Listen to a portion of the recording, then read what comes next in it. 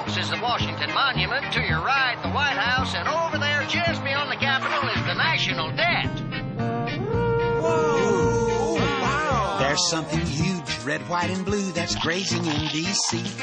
It's gobbling up the taxes that are paid by you and me. It doesn't seem to notice we really can't afford the billions that it's costing us to pay its room and board. It doesn't roam, but seems content to dwell on Capitol Hill.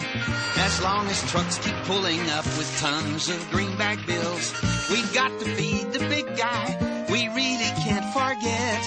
It has an awesome appetite, Tyrannosaurus Debt. The debt was born in 1790 when our new government took over $75 million the colonies spent in the Revolutionary War. We've got to feed the monster so it doesn't get upset.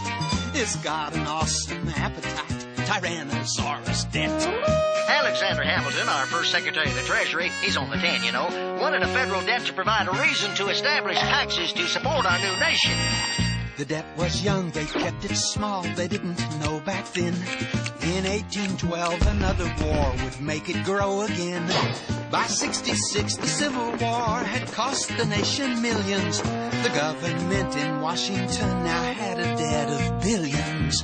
The Civil War ran up a debt of almost $3 billion that still wasn't paid off by World War I. We're spending money we don't have, or so it would appear. The deficit is that amount we overspend each year.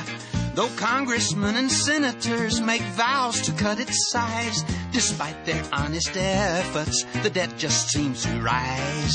Now the debt's over $5 trillion and still growing. A balanced budget would be great to spend within our means and stop the monster in its tracks before we bust our seams. It feeds on just the interest. Its appetite is whet.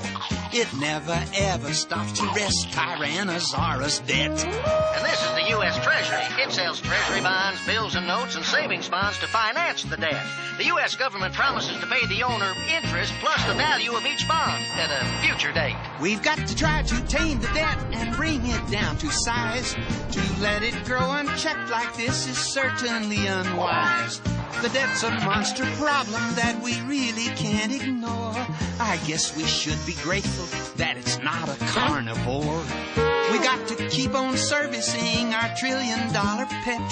It's got a monster appetite, Tyrannosaurus Debt. A fiscal misadventure with trillion-dollar dentures, Tyrannosaurus Debt. Feeding time is all the time.